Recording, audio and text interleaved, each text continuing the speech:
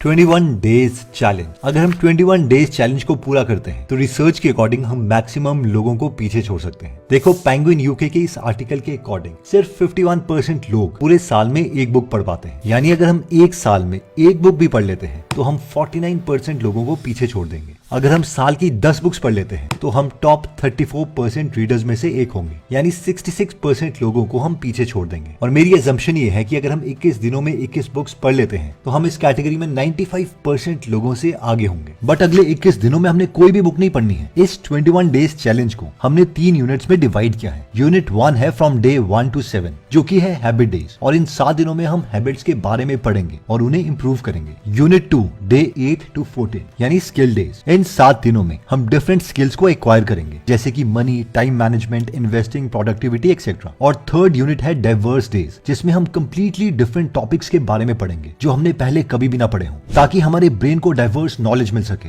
और नई नई चीजें हम सीख सकें। तो स्टार्ट करते हैं यूनिट 1 से, यानी डे 1 to 7। तो डे 1 में हम स्टार्ट करेंगे मिरेकल मॉर्निंग बुक से, जिसे लिखा है हैल एलरॉड ने। तो इस बुक में खास बात यह है कि हैल का एक बार बहुत बुरा एक्सीडेंट हुआ था। हैल अपनी गर्लफ्रेंड के साथ अपनी नई गाड़ी मस्टैंग में 70 किलोमीटर की रफ्तार से जा रहे थे। दूसरी तरफ से एक शराबी 80 किलोमीटर की रफ्तार से ट्रक चला रहा था और हैल की गाड़ी से टकरा गया। धमाका इतनी जोर से हुआ कि हैल की गाड़ी उलटकर दूसरी सड़क पर जा गिरी, जहां पर ट्रैफिक भी ज्यादा था, जिसकी वजह से एक और गाड़ी हैल की गाड़ी से टकरा गई। इस एक्सीडेंट में हैल के अलावा किसी को ज्यादा चोटें नहीं आई, ना उनकी गर्लफ्रेंड को, ना ट्रक ड्राइवर को। लेकिन हैल गाड़ी की सीट और स्टीयरिंग के बीच में बुरी तरह से चिपक गए। जैसे ही उन्हें बाहर निकाला गया, उनकी सांसें रुक गई, लेकिन 6 मिनट के बाद उनकी सांसें दोबारा से चलने लग गई और उन्हें हॉस्पिटल ले जाया गया। उनकी 11 हड्डियां टूटी थी और अगले 6 दिनों में उनकी 7 सर्जरी हुई। डॉक्टर्स ने उन्हें बोला था कि वो कभी भी अपनी व्हीलचेयर से नहीं उठ पाएंगे, लेकिन हैल ने डॉक्टर की सलाह के बावजूद सिर्फ चलना ही नहीं, बल्कि उन्होंने 84 किलोमीटर का अल्ट्रा मैराथन लड़ा।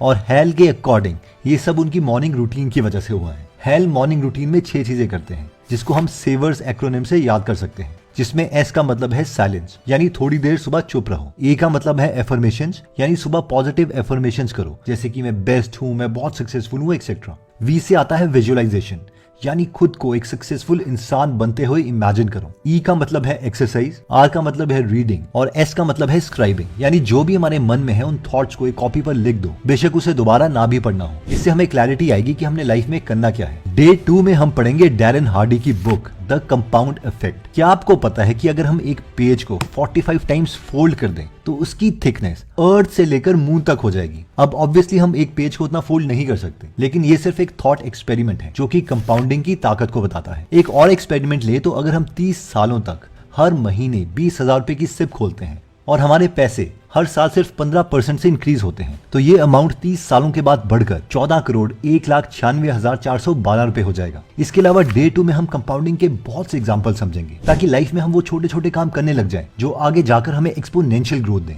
डे 3 में हम रिचर्ड कोच की बुक 80-20 प्रिंसिपल पढ़ेंगे, जिसमें हम बहुत ही इंपॉर्टेंट कॉन्सेप्ट्स को समझेंगे, जैसे कि लाइफ में थोड़े इंपॉर्टेंट काम करने से ही हमें मैक्सिमम रिजल्ट्स मिलते हैं। अगर आपको एक बहुत ही इंटरेस्टिंग एग्जांपल दूं, तो जब इलॉन मस्क और उनकी टीम पेपैल कंपनी बना रही थी, तो उस वक्त जब उन्होंने 80-20 प्रिंसिपल को यूज किया तो उन्हें पता चला कि ये कंपनी तभी सक्सेसफुल होगी जब एक साथ बहुत से लोग पेपैल को यूज करके पेमेंट करेंगे। इसलिए उनका मेन गोल पेपैल में ज्यादा से ज्यादा लोग लाने का था। शुरू में बहुत से लोगों की पेपैल से पेमेंट नहीं हो रही थी और वो गुस्से भरे लोग बार बार पेपैल के ऑफिस में कॉल करते। तो पेपैल की टीम ने शुरू के महीनों में अपने कस्टमर्स का फोन उठाना ही बंद कर दिया।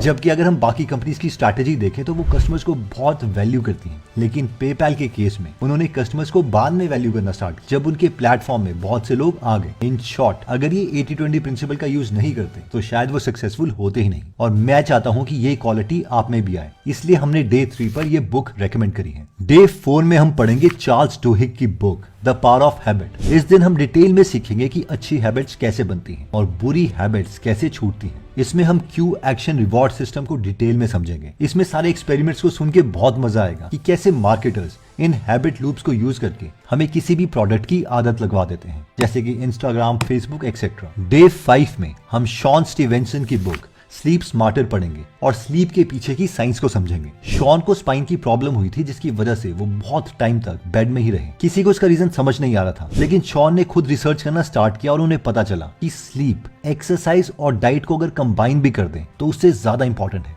इसमें उन्होंने बहुत से मेथड बताए हैं, जिससे हम एक अच्छी गहरी नींद ले सकते हैं। आधे से ज्यादा बीमारियां तो अच्छी नींद लेने से चली जाती हैं। डे 6 और 7 में हम थोड़ा मोटिवेशन की तरफ जाएंगे। तो डे 6 में हम रिचर्ड बैक की बुक जॉनथन लिविंगस्टन सीगल पढ़ेंगे, जिसमें एक फिक्शनल सीगल की कहानी है कि कैसे उसकी बरादरी के सीगल बोलते थे कि हमें सिर्फ खाने के ऊपर ध्यान देना चाहिए, एक ईगल की तरह ज्यादा ऊंचा उड़ने का नहीं सोचना चाहिए। लेकिन वो हार नहीं मानता और फाइनली बहुत ज्यादा ऊंचा उड़ता है। ये बहुत प्यारी स्टोरी है। इवन अगर आपकी फैमिली में कोई छोटा बच्चा है तो वो भी इसे पढ़कर बहुत मोटिवेटेड फील करेगा। डे 7 में हम एंजेला डकवर्थ की book grit the power of passion and perseverance देखेंगे कि साइंटिफिक वे में कैसे ये पैशन और मोटिवेशन काम करती है। इसके बाद आता है यूनिट 2 यानी डे 8 to 14। ये है स्किल डेज। इस हफ्ते हम अपनी स्किल्स को इंप्रूव करेंगे। डे 8 में आएगी जॉन सी बॉगल की book little book on common sense investing, जिसमें हम इन्वेस्टिंग के बेसिक सीखेंगे कि अगर कुछ भी हमें नहीं पता तो हम सिर्फ इंडेक्स फंड में पैसे इन्वेस्ट कर सकते हैं, जिसमें हमें एफडी से ज्यादा रिटर्न तो मिल ही जाएगा। और डे 2 में जो हमने कंपाउंड इफेक्ट बुक पढ़ी थी, उसे और इस बुक की नॉलेज को यूज करके हम ये तो समझ ही जाएंगे कि 4 से 5 अगर हमें एक्स्ट्रा परसेंटेज मिल जाते हैं तो लॉन्ग टर्म में वो बहुत ज्यादा वेल्थ क्रिएट करके दे सकते हैं। डे 9 में हम सीखेंगे कि कैसे हम इंडिविजुअल कंपनी के शेयर्स को ले सकते हैं, और ये हम देखेंगे पीटर लिंच की book one upon the wall street से। इसे बहुत ही सिंपल वे में लिखा गया है, मैथमेटिक्स बहुत ही कम है। पीटर लिंच ने हमें ज्यादा फोकस करने को कहा है कंपनी की स्टोरी में, यानी कंपनी अगले 2-3 सालों में अपने प्रॉफिट्स और रेवेन्यू को ग्रो कैसे करेगी। डे 10 में हम वही बुक पढ़ेंगे जो वॉरेन बफेट ने बचपन में पढ़ी थी, और वो थी एफसी मिनाकर की बुक 1000 वेज टू मेक $1000। और इसी बुक के आइडिया को यूज करके वॉरेन बफेट ने बचपन में पहला बिजनेस खोला था। उन्होंने एक नाई की दुकान में पिनबॉल मशीन इंस्टॉल कर दी।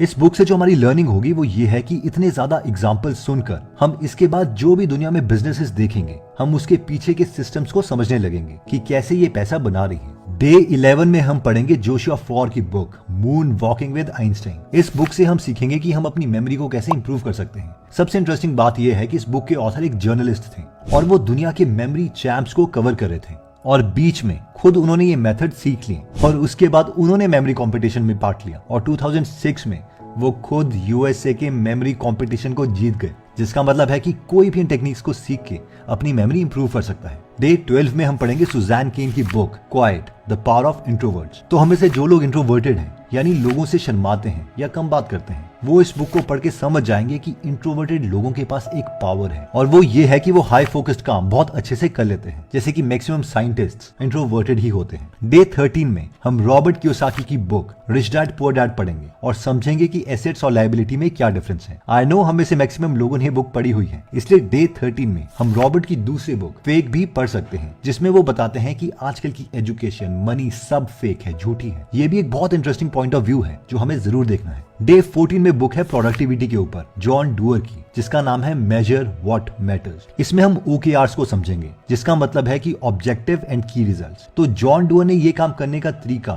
गूगल को बताया था, और इससे पहले गूगल को मैनेज करना सर्गे और लैरी के लिए बहुत मुश्किल हो गया था। OKRs के रूल को यूज करके हम कंपनीज और इवन खुद को अच्छे तरीके से मैनेज कर सकते हैं। एंड कॉन्ग्रेचुलेशंस, उसके बाद हम आएंगे वीक 3 में, यानी डे 15 to 21। इस 7 दिनों में हम कंप्लीटली डिफरेंट टॉपिक्स के बारे में सीखेंगे, ताकि हमारा माइंड बहुत सी चीजों के बारे में जानना स्टार्ट कर दे। डे 15 को हम पढ़ेंगे स्टीवन लेविट की बुक फ्रीकोनॉमिक्स। इस टॉपिक को बहुत ही कम लोगों ने पढ़ा है। तो इसमें बेसिकली ऑथर्स दुनिया के अजीब गरीब पैटर्न्स को इकोनॉमिक्स के साथ कनेक्ट करते हैं, जैसे कि ड्रग्स बेचने वाले लोग अपनी माँ के साथ क्यों रहते हैं, या फिर अमेरिका में 1990 में अचानक से बहुत कम क्राइम क्यों हो गया था, और इसका रीजन ये था कि यूएस में एबॉर्शन को अलाउ कर दिया था।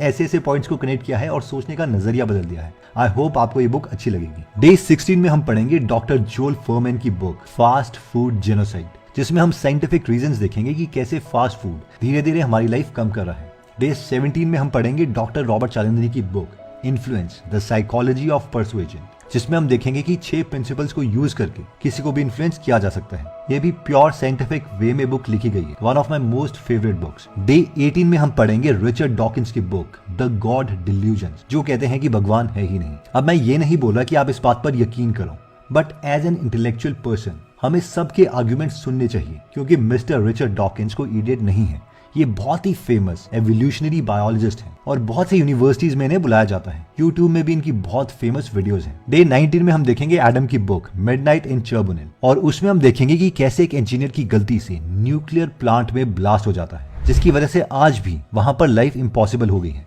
इस पर बहुत सी मूवीज भी बनी है, मगर आई विल रेकमेंड कि पहले आप बुक को पढ़ें। डे 20 में हम जोनाथन फोर की बुक ईटिंग एनिमल्स देखेंगे। अब आप में से जो लोग नॉन वेजिटेरियन हैं उनको मिस्टर फोर साइंटिफिकली प्रूव करेंगे कि जानवर खाने से एक्चुअल में नुकसान क्या होता है। ये रीजंस कोई रिलीजियस नहीं है बल्कि साइंटिफिक वे में बताए गए हैं। डे 21 में हमारे पास दो ऑप्शन है, या तो हम स्टीफन हॉकिंग की book a brief history of time पढ़ सकते हैं जिसमें उन्होंने नॉन साइंटिफिक बैकग्राउंड लोगों के लिए यूनिवर्स के बारे में बहुत आसान भाषा में समझाया है, या फिर एंडी वेयर की बुक मार्शियन पढ़ सकते हैं जो कि एक फिक्शनल स्टोरी है लेकिन बहुत से लोगों को एक्साइट करेगी कि ह्यूमंस मार्स प्लैनेट में रह सकते हैं। इस बुक में एक एस्ट्रोनॉट अकेला मार्स में फंस जाता है।